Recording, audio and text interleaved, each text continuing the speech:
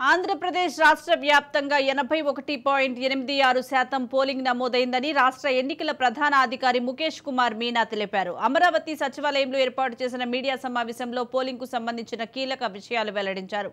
11వ తేదీ అర్ధరాత్రి 2 గంటల వరకు పోలింగ్ జరిగిందని తెలిపారు. సాయంత్రం 6 తర్వాత 3500 పోలింగ్ కేంద్రాల్లో పోలింగ్ కొనసాగినట్లు వివరించారు. మంగళవారం రాత్రి వరకు ఈవీఎంలను సీల్ చేసే ప్రక్రియ జరిగిందన్నారు. పరిశీలకుల నుంచి రీపోలింగ్కు ఎలాంటి ప్రతిపాదనలు రాలేదని స్పష్టం చేశారు.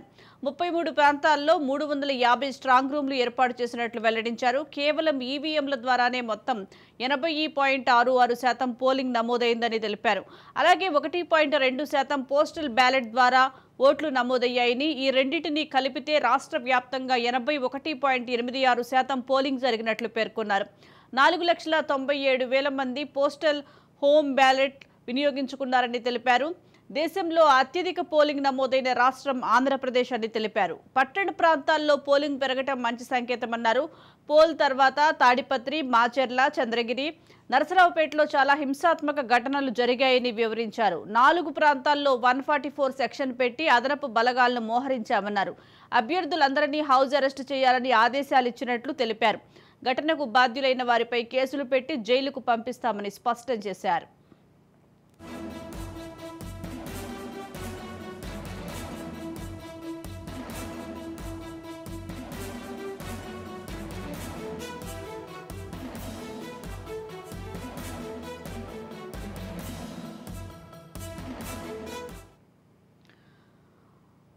ఈవీఎంలు ధ్వంసం చేసిన వారిని అరెస్టు చేసి జైలుకు పంపాలని ఇప్పటికే ఆదేశాలు ఇచ్చినట్లు తెలిపారు. ఘటనలు అరికట్టడంలో నిర్లక్ష్యంగా వ్యవహరించిన పోలీసులపై కఠిన చర్యలు తీసుకుంటున్నామన్నారు. రాష్ట్రంలో 715 ప్రాంతాల్లో పోలీస్ పికెట్ ఏర్పాటు చేసి ప్రశాంతంగా పోలింగ్ జరిగేలా ఏర్పాట్లు చేశామన్నారు.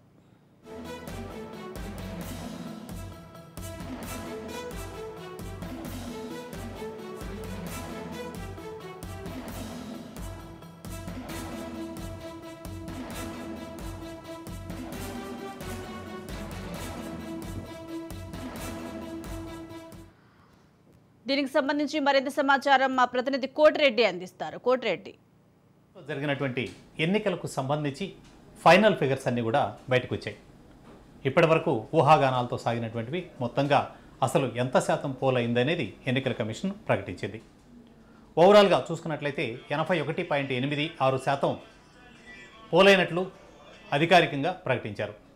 ఇందులో 80.66% డైరెక్ట్గా అంటే ఈవీఎంల ద్వారా పోలైనవైతే 1.2% పోస్టల్ ఓట్ల ద్వారా పోలైనవనేది అధికారిక లెక్కలు చెప్తున్నాయి. గతంతో పోల్చినట్లయితే 2.09% అంటే అప్రాక్సిమేట్లీ 2% గతం కంటే కూడా పోలింగ్ పెరిగింది అనేది స్పష్టంగా కనిపిస్తోంది. గతంలో వచ్చినటువంటి పోలైనటువంటి ఓట్ల శాతం 79.77% అనేది ఎన్నికల కమిషన్ చెప్తున్నటువంటిది. అంటే ఓవరాల్గా గతంతో పోలిస్తే ఒక 2% అధికంగా ఓటర్లు తమ ఓటు హక్కును వినియోగించుకున్నారు. సాధారణంగా 1 నుంచి 2% ఓటర్లు ఓటు హక్కును కనుక అధికంగా వినియోగించుకున్నట్లయితే ఇదంతా కూడా అధికార పక్షం మీద వ్యతిరేకత కారణంగా ఓటింగ్ జరుగుతుంది అనేటువంటి ఒక చిన్న స్ట్రాటజీని రకరకాలుగా ఇంప్లిమెంట్ చేస్తూ రకరకాలుగా చెబుతూ వస్తున్నటువంటి వాతావరణం మనం చాలా కాలంగా చూస్తూ వస్తున్నాం. నిజంగానే ప్రభుత్వం మీద వ్యతిరేకత ఓటేనా ఇది, లేదా ప్రభుత్వానికి సానుకూలమైనటువంటి ఓటా అనే దాని మీద రకరకాల ఊహాగానాలు సాగుతూ ఉన్నాయి. దీన్ని ఇప్పటికిప్పుడు మనం స్పష్టంగా చెప్పుకోలేము. జూన్ 4వ తేదీన వచ్చేటువంటి ఫలితాల మీదే చెప్పుకోవాలి. కానీ ఇప్పుడు జరుగుతున్నటువంటి అంటే ఇప్పటి వరకు జరిగినటువంటి దాన్ని, ఇప్పుడు జరిగినటువంటి ఓటింగ్ సరళిని, అలాగే రాజకీయ పార్టీలు వాటి అంచనాలు, అవి ఇచ్చినటువంటి మేనిఫెస్టోలు, ప్రజల్లో ఉన్నటువంటి ఆశలు, ఆకాంక్షలు, ఇవన్నిటిని కనుక లెక్క చూసి మనం ఒక అంచనాకి వచ్చినట్లయితే ఏ ఓటరు ఎటువైపు మొగ్గారు అనే దాని మీద ఒక ప్రాథమిక అంచనాలు రావడానికి మాత్రమే అవకాశం కనిపిస్తూ ఉంది. ప్రధానంగా ఈ ఓట్లలో ప్రస్తుతం జరిగినటువంటి ఓటింగ్లో కనిపించేటువంటిది మహిళా ఓటర్లు ఎక్కువగా పార్టిసిపేట్ చేశారు. రాష్ట్ర వ్యాప్తంగా 4,14,00,000 మంది ఓటర్లు ఉంటే అందులో 2,10,00,000 మంది మహిళా ఓటర్లు ఉన్నారు. అంటే అఫీషియల్గానే దాదాపు 6 లక్షల మంది మహిళా ఓటర్లు అధికంగా నిర్ణయాత్మక శక్తిగా ఉన్నారు అనేది అధికారిక లెక్కల ప్రకారం మనకు కనిపిస్తున్నటువంటిది.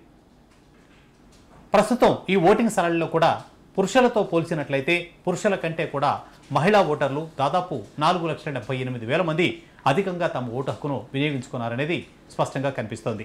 అంటే దాదాపు సుమారు ఒక 5 లక్షల మంది ఓటర్లు తమ ఓటు హక్కును మహిళలు పురుషుల కన్నా కూడా ఎక్కువగా ఓటు హక్కు వినియోగించుకున్నారు. వీరంతా ఎటువైపు మొగ్గారు? అటు అధికార పార్టీ వైపు వాళ్ళు ఇస్తున్నటువంటి పథకాల వైపు మొగ్గారా, లేదా అభివృద్ధి నినాదంతో విపక్షం చేసినటువంటి విమర్శల వైపు మొగ్గారా అనే దాని మీద ఊహాగానాలు మాత్రమే సాగుతూ ఉన్నాయి. ఎందుకంటే ఓటరు గతంతో పోల్చినట్లయితే ఈసారి చాలా గుమ్మరంగా వ్యవహరించారు. పూర్తిగా అటు అధికార పక్షాన్ని కానీ ఇటు విపక్షాలను కానీ రెండింటినీ ఓన్ చేసుకున్నటువంటి వాతావరణం కానీ, లేదా ఎటువైపు ఓటు చేస్తామనేటువంటి స్పష్టమైనటువంటి సంకేతాలను కానీ ఎక్కడ ఇచ్చినటువంటి దాఖలాలు కనిపించవు. కేవలం హార్డ్ కోర్ ఫ్యాన్స్ పార్టీలకు ఉన్నటువంటి కొద్దిమంది మాత్రమే తాము ఆ పార్టీ వైపు ఉన్నాము అనేదాన్ని వ్యక్తం చేశారు తప్పితే సాధారణ ఓటర్ ఎక్కడా కూడా తనకు ఉన్నటువంటి మనోభావాలను ఎక్కడా బహిర్గతం చేయలేదన్నది వాస్తవం. అందువల్లనే ఇప్పుడు దాదాపు సుమారు 4,78,000 అధికారిక లెక్కలు క్లియర్. సో ఈ 4,78,000 మంది మహిళలు తమ ఓటు హక్కును ఎటువైపు వినియోగించుకున్నారు అనేది గమనించాల్సిన అంశం. 2014లో జరిగినటువంటి అంటే రాష్ట్ర విభజన తర్వాత జరిగినటువంటి మొదటి ఎన్నికల్ని ఒక్కసారి చూసుకుందాం. 2014లో జరిగినటువంటి ఈ ఎన్నికల్లో ఆ రోజున 102 సీట్లు అప్పుడు కూటమిగా ఉన్నటువంటి తెలుగుదేశం పార్టీ గెలిచింది. ఒక 4 స్థానాలని బీజేపీ గెలుచుకుంది. 67 స్థానాలకు వైసీపీ పరిమితమైంది. అంటే అధికారాన్ని చేపట్టినటువంటి పార్టీ కూటమిలుగా లెక్క చూసుకుంటే 106 స్థానాలు, అలాగే విపక్షంగా ఉన్నటువంటిది 67 స్థానాలకు పరిమితమైంది. అంటే దాదాపు అప్రాక్సిమేట్లీ 41 స్థానాలు 39 స్థానాలు రెండింటి మధ్య తేడా వచ్చింది. కానీ ఓటు షేర్ పరంగా చూసుకున్నట్లయితే రెండు పార్టీల మధ్య వచ్చినటువంటి ఓటు షేర్లో అధికారానికి విపక్షానికి మధ్య ఉన్న ఓటు షేరు 1% కూడా పూర్తిగా లేదు. దాదాపు టోటల్ ఓట్లు కూడా 5 లక్షలు కూడా లేవు అనేది వాస్తవం. అంటే ఈ రోజున మహిళలు ఉపయోగించుకున్నటువంటి ఓటు హక్కు సాధారణంగా ఉపయోగించుకున్న దానికంటే 4,78,000 అని చెప్తున్నాం కదా. ఈ 4,78,000 నిర్ణయాత్మక శక్తిగా అటు అధికారాన్ని ఉంచడానికి కానీ దించడానికి కానీ రెండు వైపులా పదునున్నటువంటి ఓటు అనేది చాలా స్పష్టంగా కనిపిస్తూ ఉంది. ఇక రాష్ట్రంలో 28 స్థానాలు ఎస్సీలకు కేటాయించారు, రిజర్వ్డ్ అయిన స్థానాలు. అలాగే మరొక 7 స్థానాలు ఎస్టీలకు. అంటే ఓవరాల్గా 35 స్థానాలు రిజర్వ్డ్ స్థానాలు ఉన్నాయి. ఈ 35 స్థానాల్లో కూడా ఈ పెరిగినటువంటి ఓటింగ్ శాతం ఏదైతే మనకు కనిపిస్తూ ఉందో 2% పెరిగిందని అఫీషియల్గా చెప్తున్నాం. కానీ ఈ కొన్ని నియోజకవర్గాల్లో రిజర్వ్డ్ స్థానాల్లో 4 నుంచి 4.5% గతంతో పోలిస్తే అధికంగా ఓటర్లు తమ ఓటు హక్కు వినియోగించుకున్నారు.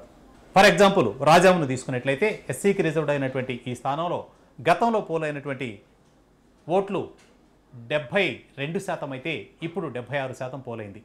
ఇది ఎన్నికల కమిషన్ ఇచ్చినటువంటి అధికారిక లెక్కలే. మరి ఈ రిజర్వ్ స్థానాల్లో ఉన్నటువంటి ఓటర్లు ఎటువైపు మొగ్గారు?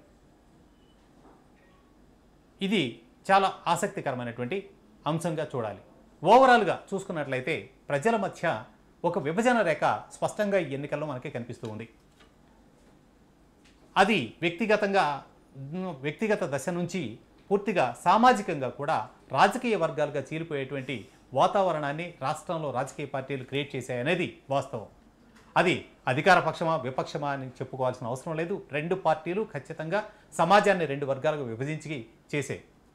అందుకే ఈరోజు ఎన్నికలు ముగిసిన తర్వాత కూడా జరుగుతున్నటువంటి హింసకి ప్రేరేపించినటువంటి కారణాల్లో ఇది ప్రధానమైందని కూడా చెప్పుకోవచ్చు.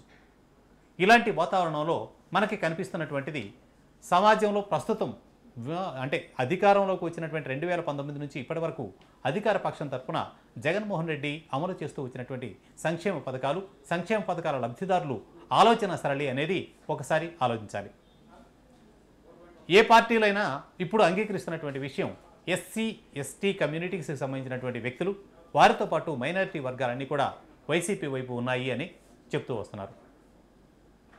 ఇందులో ఎంతవరకు వాస్తవం ఉన్నప్పటికీ కనిపిస్తున్నటువంటి నిజాల్లో మాత్రం అత్యధిక భాగం అంటే 100% కాకపోవచ్చు, కానీ ఒక 60 నుంచి 70% వరకు కూడా వైసీపీ వైపు మొగ్గు చూపుతున్నారన్నది నిజం.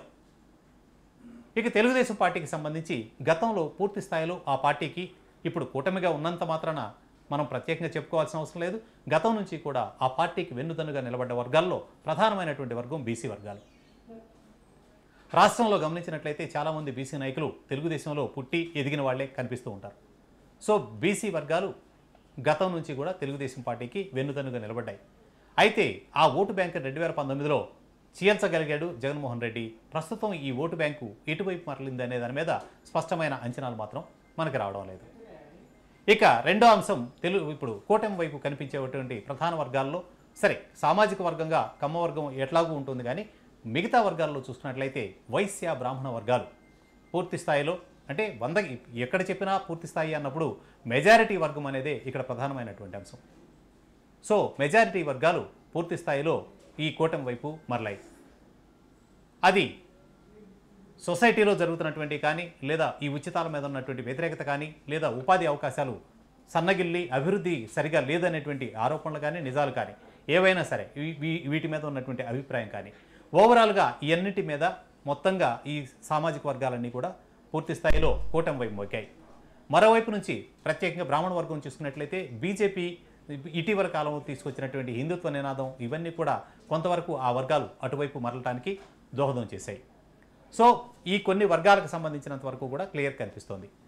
ఇక దక్షిణ కోస్తా జిల్లాలు లేదా కోస్తా జిల్లాలో ఉభయ గోదావరి జిల్లాల్లో ప్రధానమైనటువంటి వర్గంగా కనిపించేటువంటి మరొక వర్గం కాపు వర్గం. ఈ కూటమిలో పవన్ కళ్యాణ్ భాగస్వామి కావడం వలన మెజారిటీ కాపు వర్గం అటువైపు ఉంది అనేటువంటి అభిప్రాయం కూడా ఉంది. ఇది ఎంతవరకు జరిగింది అనేది ఓటు పోలరైజేషన్లో అతను సక్సెస్ అయ్యారా లేదా అనేది ఇప్పటికిప్పుడు చెప్పలేకపోవచ్చు. కానీ ఎక్కువ మంది ప్రధానంగా గోదావరి జిల్లాలో మాత్రం ఎక్కువ మంది ఆ కూటమి వైపు మొగ్గేటువంటి అవకాశమే ఎక్కువగా కనిపిస్తోంది. ఇది ఓవరాల్గా సామాజికంగా చీల్చినటువంటి ఆ వర్గాల వారీగా చూసుకున్నట్లయితే మనకు కనిపిస్తోంది.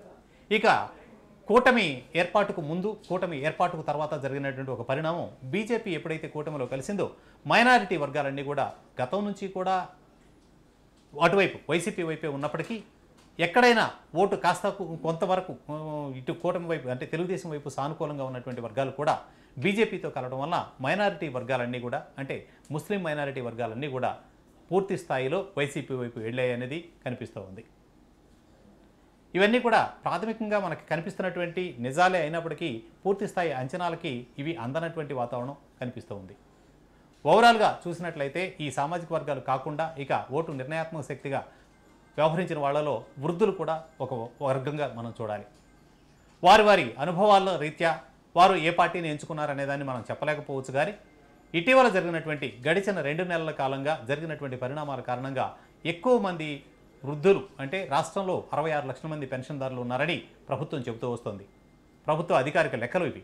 సో ఈ 66 లక్షల మందికి గడిచిన నెలలో ఈ నెలలో కూడా 1వ తేదీన ఇంటికి వచ్చి అందించాల్సినటువంటి పెన్షన్ డబ్బులు వాలంటీర్ల వ్యవస్థని అడ్డుకోవడం ద్వారా వారికి అందలేదు. గత నెలలో వెళ్ళి సచివాలయాలు అందుకున్నారు. ఈ నెలలో కొంతవరకు బ్యాంక్ ఖాతాల్లో వచ్చాయి, మరికొంత ఇళ్లకు వచ్చి అందిస్తామన్నారు. అవి ఏ మేరకు సక్సెస్ఫుల్గా అందాయి అనేది ఇంకా స్పష్టత లేదు.